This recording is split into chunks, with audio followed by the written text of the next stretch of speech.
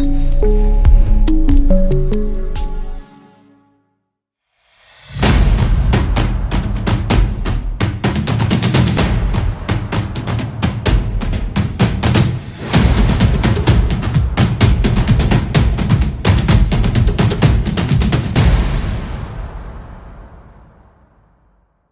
I want to dig into something that's a little bit more about design details and talking a bit about how we can do things with animation.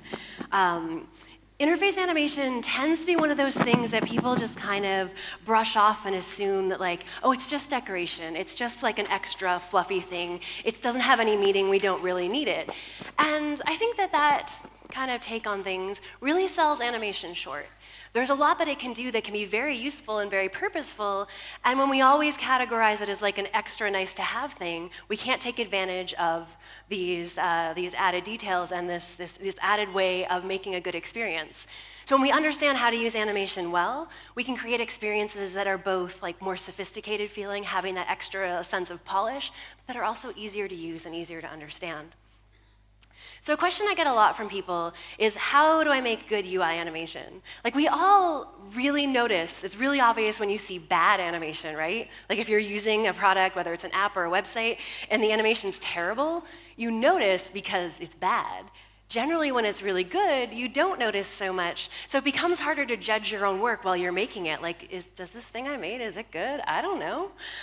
So I've noticed that there's kind of a pattern to what these good UI animations, these ones that you see in other apps or whatever else, and what makes them good. And that's that there is this combination of both purpose and style. That these animations, these UI animations that are really great and just like feel nice to use and look really amazing, they have a reason for being there. And that reason is about you, the person using the app, not, about the person making the app. It's there for a reason that's all about the user. And then it's also pulled off in a way that has like a good sense of style. Obviously, something that's really useful and ugly generally doesn't feel as good as something that's useful and also beautiful. On the other hand, something can also be beautiful and annoying. So we want to go for that balance of having a purpose, knowing why it's there, a purpose that's user-centered, and then having that style of how making the animation look good. So I want to focus a lot on the purpose this afternoon because it's the part I think that we tend to forget about a lot. We assume it just has to look pretty, and we forget that we can have this purpose and really make animation that's there for the users. So I'm going to go through some of the ways animation can be specifically helpful for UX and really support your UX efforts. This is also really great stuff for when you're trying to make the argument for why it should be there. These are the places to go. So one of the ways that animation can be super helpful for UX is with continuity. Ooh, yay. And that really comes down to this idea of knowing where things are even when you can't see them. And this happens a lot when we're building and designing things for screens of all different sizes, right? Sometimes you have to make a thing fit on a screen that's like this big or maybe like this big, and you're going to have to put some things are going to have to be out of view and off screen. But how do people find those? How do your users know where those things that they can't see are? We can use animation to help reinforce this continuity and help people create a mental model of where things are, even when they can't see them. So for example, we could do things like what Cotton Bureau does on their site, where they have a site where you can buy t-shirts. Maybe you've seen this one. And they have a great little, there's a few things you can't see on screen. They have a great way they pull this continuity together. Their navigation is off to your left, and the whole shopping cart experience is off to your right. And when you go and try to actually buy a t-shirt from them, there's how you can find your navigation. It just kind of slides back over. And then when you go to actually purchase a thing, you just keep sliding a little bit further to the right. Helps if you actually hit buy. And just a little bit further. So the whole time we have this little bit of a transition, right? As you're going through your shopping cart, the site's moving further and further over and exposing more of it to the right. But even if you went back to your t-shirt, the way this actually pulls that transition back over, you know that the rest of your shopping cart is off to the side here, and you know your navigation is off to the side there, all because you saw it actually move there.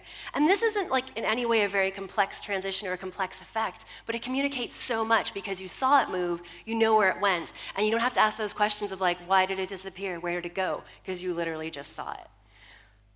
Google Fonts does this as well, which is a weird way to say it, but they've created a sense of like two layers, an actionable layer and kind of a browsing layer. So you can go and look for your fonts, and then when you pick one, a little thing pops up down here.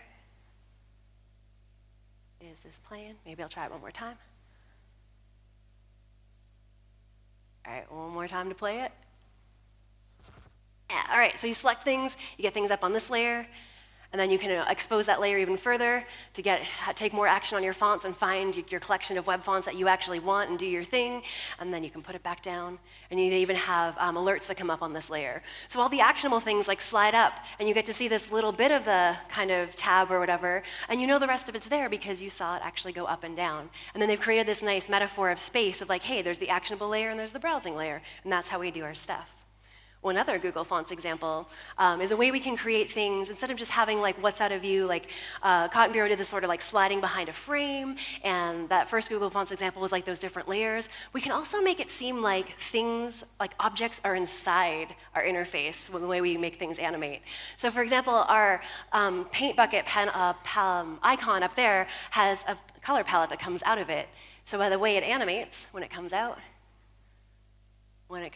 maybe? This is fun. It's like, is it 7 clicks to play a video? 2 clicks? Who knows? What we have happening there is with that simple like scale and like rotation and just like opacity change, it seems like those colors are coming out of the paint bucket. We all know as designers, whatever, we'll deal with that. But we all know as designers, like, the paint bucket icon is just pixels. Nothing can live inside those pixels. But the way that color palette scales back into it and scales out of it, it feels like it's actually kept in there. And we create this mental model and reinforce this mental model that like, oh, our colors are in the paint bucket. And we kind of forget that it's not possible. All right, so when we're talking about continuity, to go kind of one step deeper with it, we can talk a bit about visual continuity. And this really has to do with keeping the things that are going to be the same in 2 views in view while you transition between screens. And we have this interesting habit on the web that we're kind of growing out of a little bit. It happens less in native apps, but we have this habit on the web of like making everything leave the screen just to bring like 90% of it back on again. And that adds a lot of confusion because you're like, you have to keep track of what left and what came back and then compare and figure out like, is that the same stuff? Is it different stuff? Visual continuity is a way to eliminate all of that overhead. So a really simple example of it where we often see visual continuity used is this idea of going from like a list view to a detail view. So for example, if I wanted to look at this file in more detail, I might click on the icon. So we click on that icon, and then it jumps towards us, right, to show us its detail. And we're like, yeah, great, thank you, icon. And we know it's the same icon because we saw it move towards us, right? And then all the details came in behind it. It wasn't a situation where we moved the icon off and then brought it back bigger. We actually saw it there the whole time. So it was very obvious to us that that is the same icon. And we know, we kept track of, during that whole transition of what we clicked on, we knew we were looking at the same thing. So that's visual continuity in like kind of its simplest form. My favorite thing about this particular effect is that usually, even though it looks like it's one image that just got bigger and came towards you, it's almost always done with 2 images, so it's like magic. I like that part. But it doesn't really matter. It's like what it looks like and what happens behind the scenes don't have to match. So we see this a lot with headers that change size as well. When you have like a small header and then you scroll, or a large header and you scroll and it becomes smaller. Let's go to the next one, maybe. There we go. So this is Platformly, and they have they're using a pattern that's pretty common on the web, where as you scroll up, their header gets a little bit smaller. But what they do is their little like icon up in the top left, that one stays there the whole time, even though the header rearranges itself as you're scrolling. So as you scroll through, there we go. It stays in place. It never leaves, but even though other things kind of come and go. So it helps keep that sense that those are all the same things. And so many websites that have this similar pattern make everything go away and have like 75% of it come back again. And you're like, why did it leave just to come back? No one knows. I don't know. We can also kind of hook this visual continuity to gestures, which animation gets very interesting. It changes a lot, actually, when we connect it to gestures. So this is a little demo that David Cordish put together, and this is a navigation that exists in a very tall stacked format, as well as a long, like, horizontal format. And the way you switch between them is actually with a swipe gesture. So you can imagine that this is swiping, not a mouse. And since you both like see those things move off, even though they're moving off screen where you can't see them, you see them go there, so you know you can scroll to them. And the fact that when, in this particular instance, where it's done with a gesture, you actually have the control of those moving, the control of that transition, it makes it even more connected, that like those are the same things. They've just moved off over there where I can't see them anymore, but I still know they're there. So visual continuity can be a very powerful way to make it really clear that objects are the same ones that were there and eliminate all that overhead of wondering, like, are those the same things that just left and came back on again? So when we're talking about moving things in and out of view, or transitioning between things, this idea of choreography comes up as well. It's like, how do we move things in a way that's going to make them make the most sense? Visual continuity touches on that a little bit of like, why make it go away just to bring it back on again? But there's a little more to it when we want to make these movements make sense and be easy to follow in a logical kind of way. So some advice for choreography. Overlapping groups of actions, it can be really useful in making things seem like they're going faster, but still communicating the thing you need to communicate. So if you have a whole group of things coming on screen, you can do it one at a time, like this. That's 5 circles. They come on screen. It's like 1, 2, 3, 4, 5. By like the second one, you're like, I got it. And we're communicating that all of these are coming from a place. They're going to where they're going. It shows that they're all new, that they're new objects. But we could also overlap those actions to communicate the same thing, but in a way that's faster and actually looks a little more polished. So if we overlap them, we get that. Same thing, the exact same animation on all of those circles, but for the overlapping, instead of waiting for the first one to be all the way up before we move the second one in, we just kind of like had it follow. You get that little wave, you get the exact same information that these are entering the screen, they're new objects, and it happens in like, I don't know, half the time. So overlapping actions can be a really useful way to make transitions feel smoother and get that information across more quickly. Similar objects should animate in similar ways. And this is one of those ones that you're like, well, duh, of course. But I see it not done so many times. And I think it's really kind of funny, because if you think about, like, if you have an application that has buttons, right? You probably are going to design those to have similar traits. Like maybe they're all purple with white type or something like that, and that's how you signify buttons. When it comes to motion, for whatever reason, we often throw that out. And we're like, oh, it can move however. But just the way things, like, just in the same way that things should have similar colors and similar type if they are similar objects, they should also move in a similar way. So if we were going to add a bunch of thumbnails to go along with this photo, we could do it this way.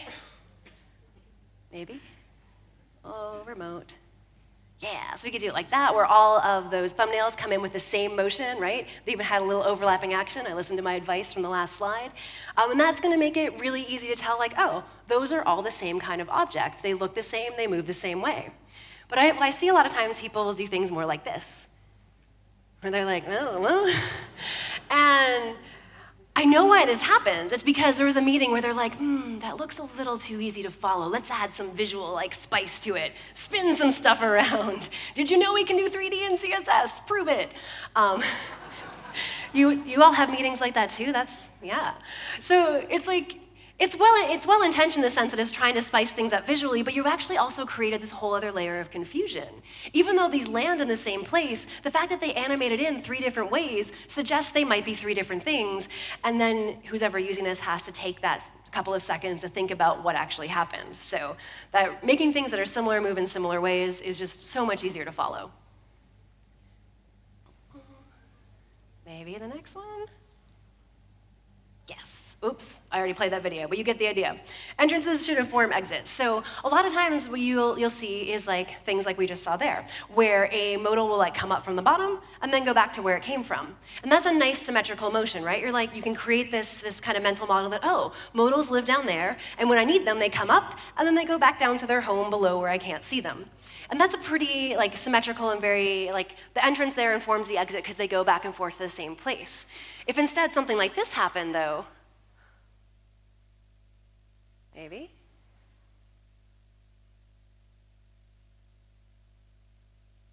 Oh, nope. We went too far. All right. So the one that goes up and comes back down where it was. Or, anyways, or this one, yeah, that goes up. I was gonna dance that out for you, but now I don't have to. Whew, that's good. But in that one, it's like it came out from the top, and then it just goes off to the left. And you're like, well, why did it do that? And it's not that things always have to go back exactly where they came from, but when they don't, you're suggesting that something happened. And I've definitely used apps that are like, things come up from the bottom, they go off to the right, and then sometimes they come down from the top and go to the left, and you're like, where do things go? Where do they live? And you have no idea. So having some sort of logical plan of like, whether it's like, oh, they always go back down to the bottom, or I worked on a project recently recently where we decided that, like, hey, the modals come up from the bottom, and then if you dismiss them and take no action, they go back to the bottom. But if they come up and you like take an action, like save the file or something, then they go up to the top. And there's that logic to why they're going where they're going. So having some kind of plan, an agreed upon plan of where things go and where they come from, can help create that model much easier, so people know where things are off screen and where they've gone and where they're coming from. One last thing on choreography is this idea of matching velocities instead of duration. And a lot of folks like this idea of picking one duration for all their UI animations, and they're like, all my UI animations will be 200 milliseconds, never shorter, never longer. I have solved UI animation. But the problem is when things take the same duration, but they're going a different distance or making a different change, they have to move faster or slower, and things start looking strange. If instead of matching durations, we match velocity, have things like reach the same approximate top speed, they feel like they belong together. So if we have two squares, one that moves a short distance, one that moves a long distance, and we have matched velocities, the one going further takes longer, but it visually hits the same approximate top speed.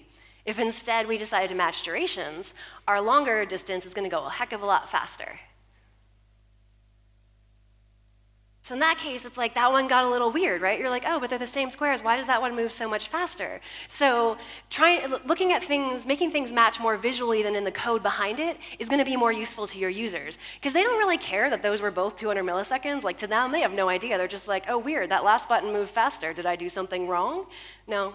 You were still fine. And matching velocities is more of an art than a science. You can like math that out if you want to, but really just eyeballing it works a lot faster.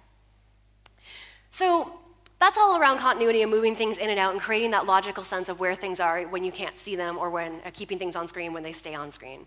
But another place that animation can be really useful is in giving feedback, which is a thing we have to do pretty often when we're making applications. And sometimes that takes a very organic approach. For example, Stripe's checkout, if you use their checkout system, if you try to like do something that's wrong, like say submit a blank form, it just kind of shakes its head at you and is like, no, silly human, you can't submit a blank form. You can't even see that video. You're not even allowed. But imagine you saw that form just be like, sorry, can't submit a blank one. And the form field outlines turn red, and it shakes at you and has that very kind of like real-world metaphor of like, no, that's not going to work. But one thing that's also very interesting about that feedback and others that are really effective is they always give the feedback in more than one layer. So for example, it might be color and motion, or a message in motion or something like that. Having those multiple layers to important feedback makes it more likely people will see it. We can also use animation to stack feedback in time instead of like over the pixel of our screen. I don't know if you've ever like done a thing or filled out a form where like all these different alerts come up of like, hey, we're loading, hey, success, not, whatever, and suddenly your screen is full of all sorts of alerts. You can also take those and stack them in time, which is what Stripe does on their checkout button. So this button, when you submit the form, is both the submit button, the loading indicator, and the success state indicator all in one place. So you just do your donate thing, or not. Oh, nope, it's trying to play this one. Yeah, so you donate it does this loading thing, and then it does the success thing all in one small amount of space. So instead of taking up a whole bunch of screen space for that feedback, it just played out over time. And part of why that's so successful in this case is they've packaged that all in right where the submit button is. So if you've just tried to pay for a thing, chances are your focus is already on that button in that place. So having all of those things take place over time, getting that feedback over time in that one place is where you'd be looking, is really like right where you already are. So it's kind of meeting people where they are to give them that feedback. We see this kind of thing as well where we're like condensing feedback over time instead of space to save space, in things like the Medium's applause animation, which actually we ended up talking about in my master class yesterday, which was an interesting connection. Where as you're applauding for Mandy's article, you get these little like confetti things that come up. Nope. Oh boy. This is like a memory game. I'm like, remember that video? So when you go to applaud on Mandy's article, you get these little like confetti things that come out. You get these little numbers that float up to show you how much you've clapped for her article. And like they're really focusing on giving you feedback in a way that's going to feel like you did a thing and make you want to click it more, right? Like if it didn't have those little triangle confetti, you'd be like, this clapping doesn't feel very celebratory. I don't care. Having that counter, you're like, oh yeah, more claps, more claps. So they've giving you a lot of feedback specifically specifically to encourage you to do this interaction and make it very meaningful to you. But this, there's condensing it over time with animation. I also like that then an X shows up and you can unclap. Can't do that in real life. Can't take it back.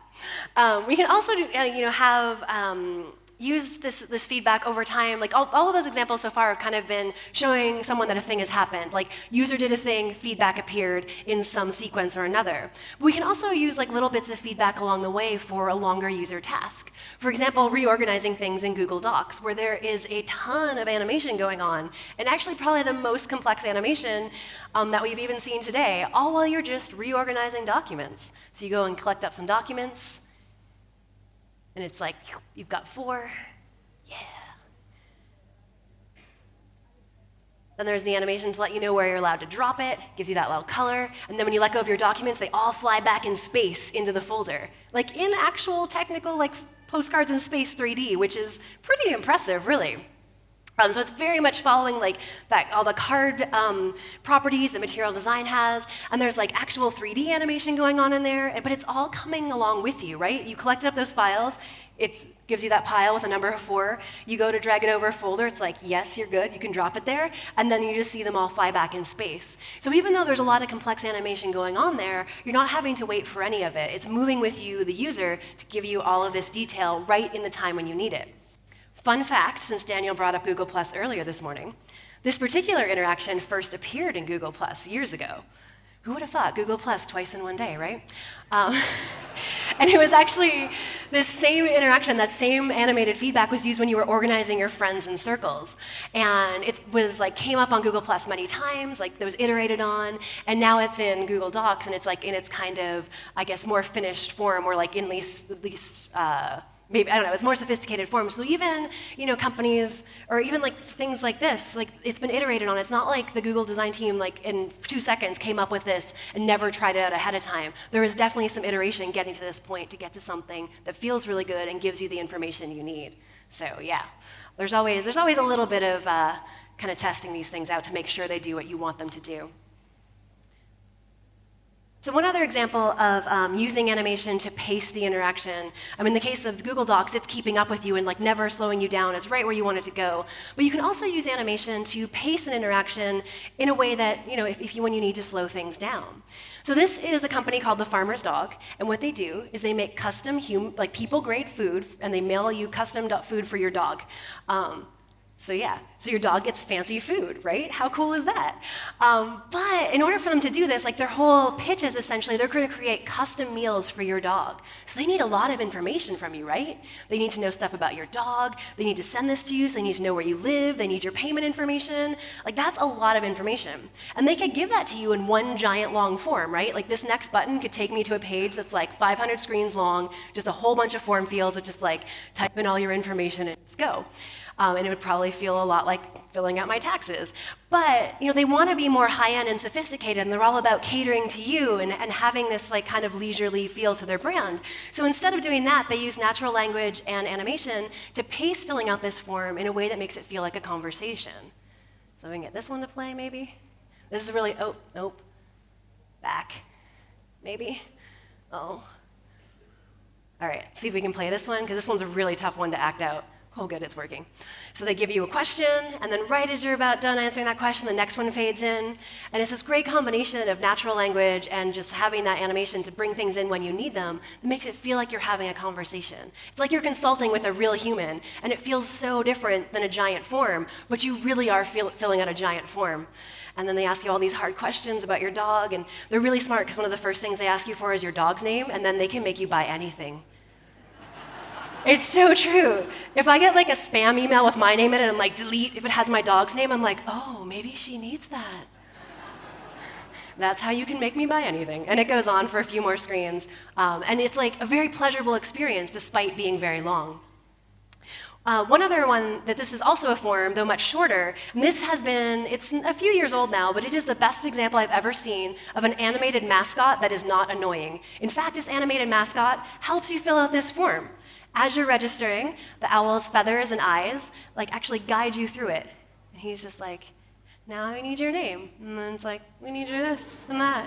And it's like so well done, because animated mascots can go horribly wrong, and they can just be awful and annoying, and this one is like just perfect. They got their mascot in there, it's incredibly memorable, and it actually kind of guides you through this form and has a purpose. So anytime you have an opportunity to do something like this, you totally should. Works for things that aren't owls as well. Any animal will do.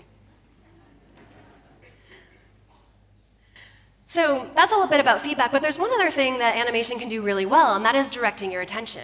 In fact, this is something that, this property of animation, or this aspect of animation, the fact that when something is in motion, it tends to draw our attention, is kind of the thing that's made animation, especially on the web, have a bit of a bad reputation, right? Because you think of like banner ads that are all dancing around trying to get you to look somewhere other than where you want to look. You're trying to read an article and they're like, yay, come look at me, and you're like, no, I don't want to. So we've used it for that kind of like mismatch of like trying to get you to look at something you don't want to pay attention to very often, but it can be so much more effective when you're using animation to draw the user's attention to something that is important to them. Like that combination is super powerful and super effective. So for example, on a site like CodePen, where if you're not familiar with it, it's a place where you can go like try out code things in your browser. So you're writing a bunch of code in your browser, which is awesome because you can see it right away, but also you're in your browser, which means if you don't save your work, you could lose it and it's gone forever.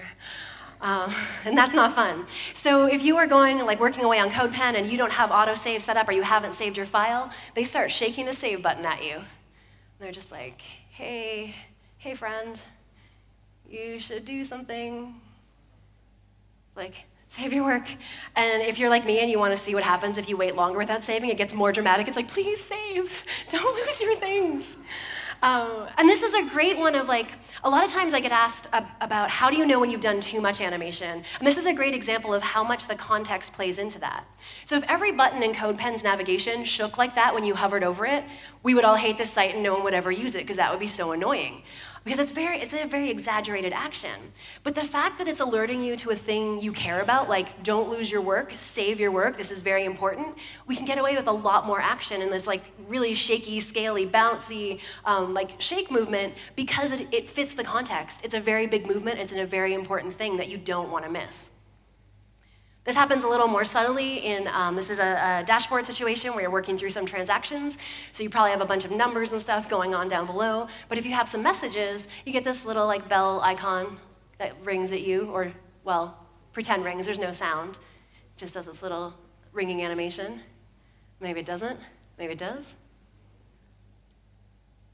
All right. Well, anyways, so close. Anyways, that bell will like ring at you and have this little like red dot that comes up, and it's a really nice match to the importance of it too, because if you're working on your dashboard, messages are important, but not as important as a save button where you like need to pay attention right now. So it just like does this animation a couple of times to get your attention, but not like keep demanding it. So it matches that interaction very well. Hinting at affordances is another place that animation can help us out at, and help people see like potential ways they can use things or discover new ways and new interactions that might not be apparent immediately. So for example, when iOS 9 came out, iOS changed the way you access the camera. Well, now this wasn't even video and I can't get to the next one. There we go. So they changed the way that you interacted with the camera. Before this version came out, you would tap the camera icon to get your camera. When iOS 9 came out, they're like, oh, no. Now you swipe to get your camera. No tapping allowed, only swiping. So if you tried to tap your camera icon like you had every day, many times a day beforehand, it would give you this little animation at the bottom there, where this would slide up, or maybe not. So you can get this to play. All right, well imagine this phone screen slides up and you see your camera behind it, just giving you the hint of like, hey, slide up, do this slide up gesture, and that's how you get to your camera. All right, if this won't play, we can just go. So I've lost all control of these slides at this point. The Clear app, which is a to-do app with desktop and mobile as well, does this really well too, where this is a to-do app, right? Normally you would see a bunch of like plus buttons, like add a thing, add a new list item, but they don't do it that way. Instead, they make it work with gestures. So if you are like in the middle of typing, or if you move your cursor down close to the bottom of this, we can get this to play. You get this little like flip down hint of the next one, right? So there's no like add a plus button and type more, it just moves with you as you're typing. It's like, hey, do you want to add another one? Do you want to add another one? Are you done? Do you want more? So it gives you that hint of like how to get down and how to add more to your list. So you just kind of go right into it and start using it, and it coaches you along the way to give you a hint of what you need to do to get further down on your list.